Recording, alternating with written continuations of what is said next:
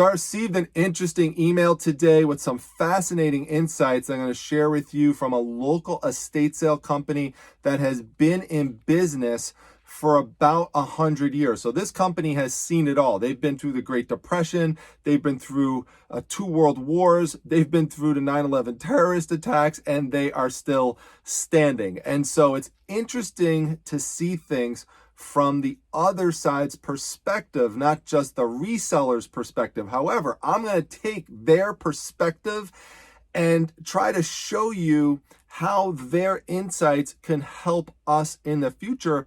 And I emphasize the word future because we have got to be future thinking. In fact, one of the very things that they start this email out with is the following sentence. As we go through this pandemic and come out the other side, the estate liquidation business will look quite different than it did going in. So they're saying right here that things are just not going to quickly all just go back to normal. It's not going to be like this, just a light switch that we just turn on and say, all right, everyone, just go back to estate sales and auctions just like they used to be. It's just not going to happen that way. Now, by the way, let me mention the name of the company since I'm using some of their content here. The company is called Estate Consultants. They're here in Central New York.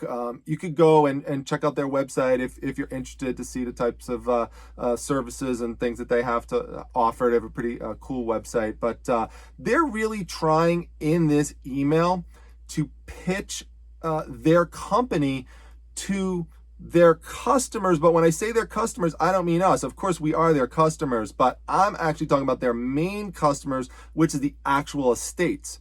Because if you think about it from the estate sale dealer's perspective, now you could tell me how it's like in your area down in the comments, but I could tell you in mine here in Central New York, go to Syracuse.com, go to the classified section and look under estate sales and garage sales.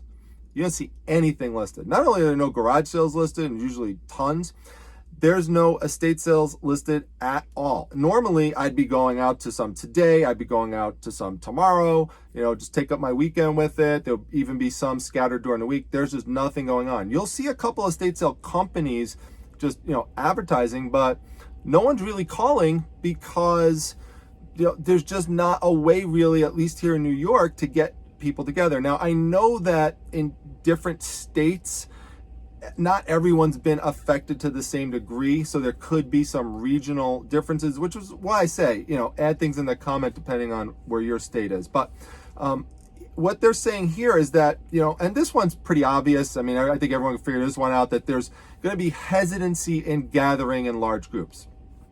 Definitely true. That one's an obvious one. There's also going to be hesitancy in purchasing for fear of the future economy. Now, that's more now in this acute to subacute phase.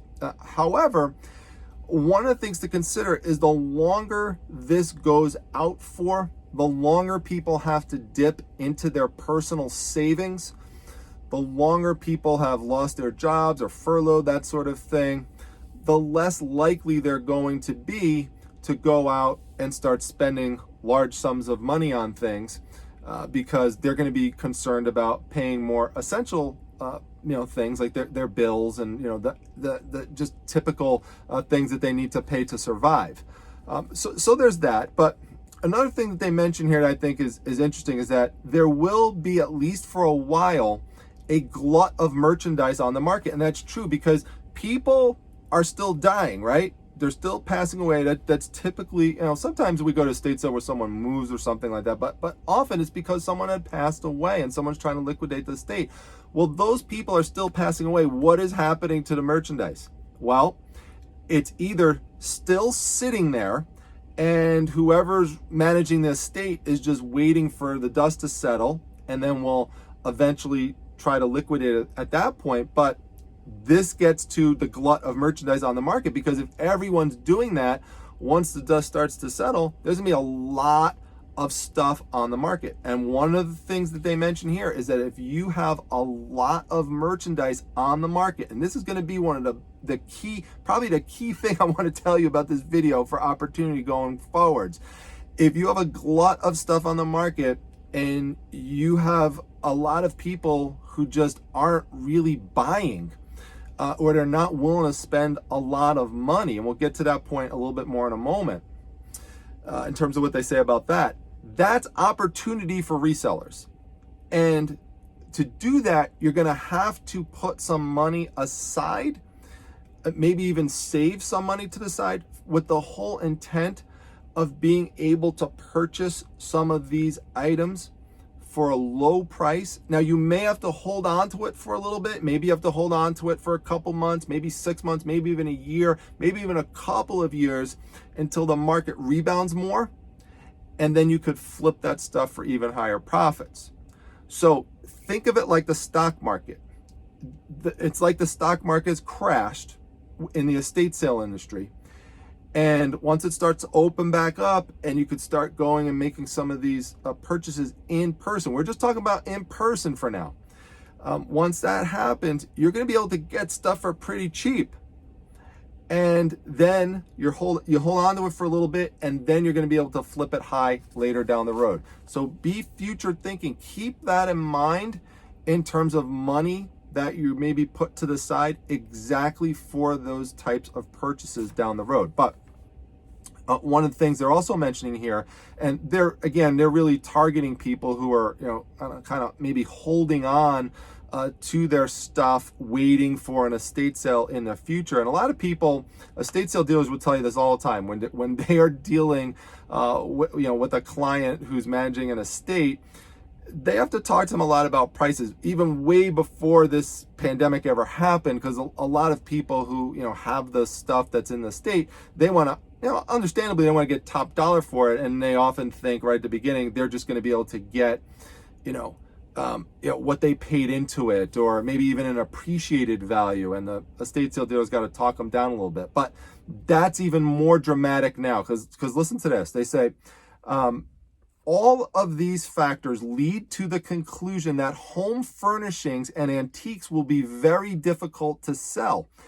We will need to adjust our idea of value downwards. Now listen to this one. The prices for general line merchandise that we were seeing in January, so that's January of 2020 for those watching this way in the future.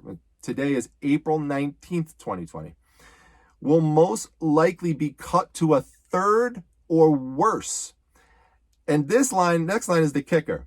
That is if, and they put if in capital letters, that is if we can even find a buyer. So you can have a saturated marketplace with people who just don't have the money to pay for what normally the prices would have been for those things. So that, though, for a reseller is opportunity. Think opportunity for that. This wasn't intended for resellers, but we could take this inside information and we could use it thinking for the future. Now, there's another important insight that comes out of this I'm going to share with you in a moment. But now they say, so, what's going to happen? We're going to have to think of, or people are going to have to think of new ways to bring items to market or otherwise dispose of the merchandise. So one thing that they theorize about in here is that because of the lack of retail and wholesale buyers, and I actually consider resellers wholesale buyers. We do buy things at wholesale. When I go to an estate sale or a flea market and I'm buying things, or when I'm buying collections from people off of Craigslist, I literally use that word, wholesale. I'm trying to buy stuff at wholesale prices, or even better than that if I can. But because of a lack of that right now, they believe there's going to be many more donations to charities. Now, that's true. There's going to be people who do that, but even that is going to be limited to a degree, especially right now.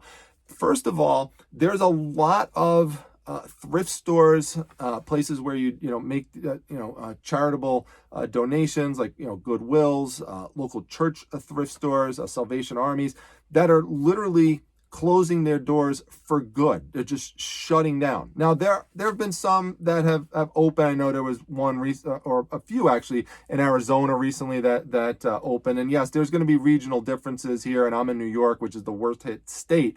But some other states have been hit pretty hard as well. But here, in central New York, which is nowhere near as bad as downstate New York, by the way, but it's still bad. But just to give you a sense, I have actually in the Primetime Treasure headquarters garage right now, I have bags of stuff to donate because we've done some spring cleaning already. I cannot find a thrift store to donate it to right now. It just doesn't exist. None of them are open, or even if they are open on a limited basis, they are not accepting donations now. There's stories I follow the news on this just every single day with thrift stores. So many different states are saying, just please hold on to your donations, hold on to them. That gets back to their earlier point about there being a glut. So there's going to be a glut of merchandise. So they literally say, never have we faced circumstances like these. Never. This is a completely unique situation to this company that's been around for over 100 years, or around 100 years. Just, it's crazy. So this gets now to the next part and where they say things are going. And it's very interesting because I actually touched on this the other day, but I wasn't intending on it really for the reason that they're saying here. But it's interesting because it dovetails with it and it's a good opportunity. It says, as we enter into a new normal, people will feel continuously more comfortable working remotely, learning remotely, seeking advice remotely, and buying items remotely through the internet, particularly millennials,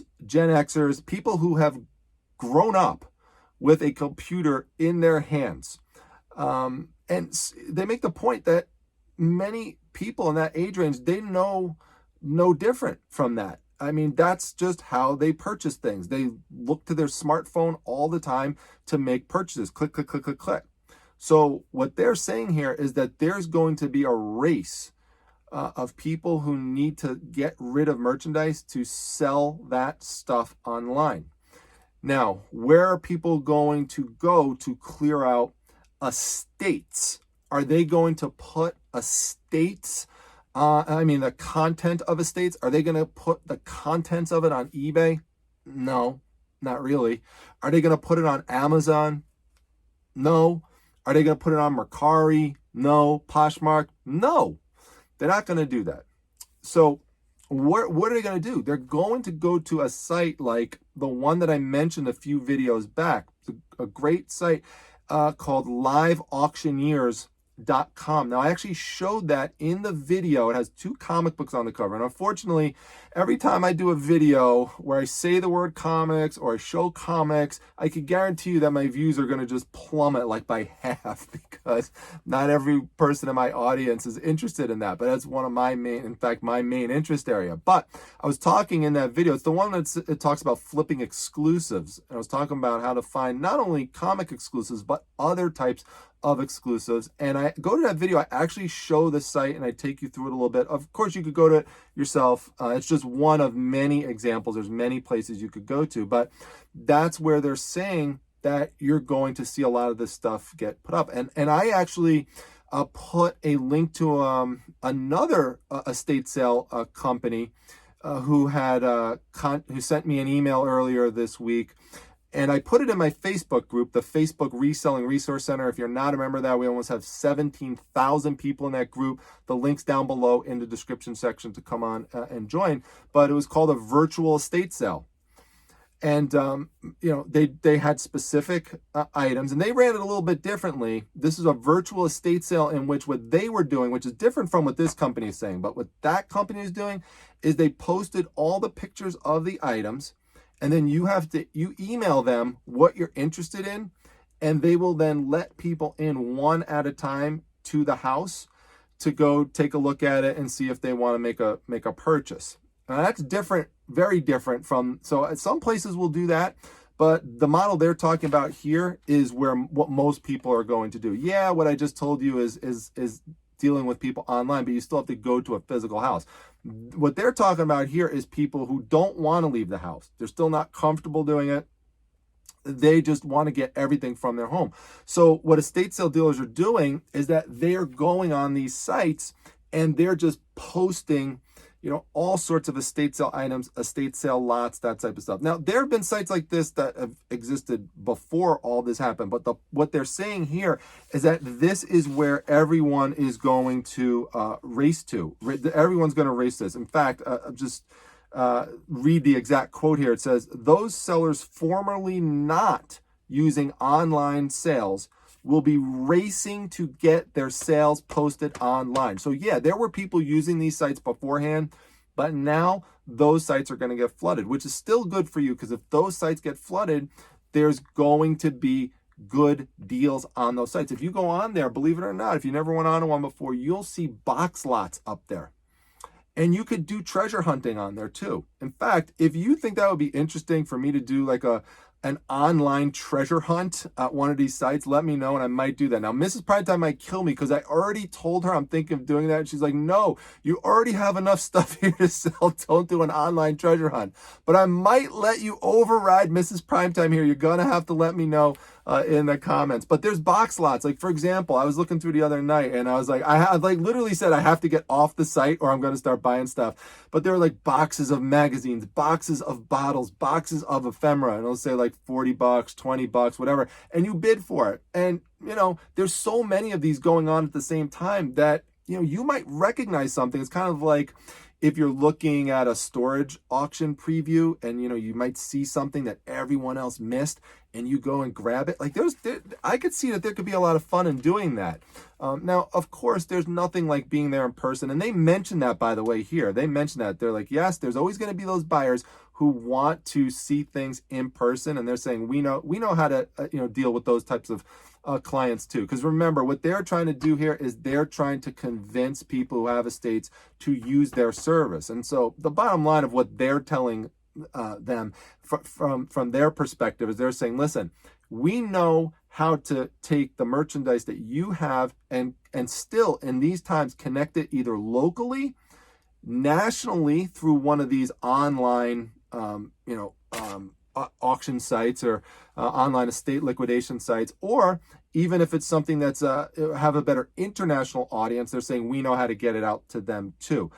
So they're trying to basically encourage people to again hook up with their service. But I thought it was very interesting insights here in terms of do I ever think that we're going to get back to normal, in which we're going to estate sales like we used to, where you could see me go out and arrive and get on a line and wait outside and go on, go inside the house and be crammed up next to a whole bunch of other people, go to the flea market where there's like a big crowd and stuff like that. Is that going to happen again? Yeah, it is going to happen again. When's it going to happen again?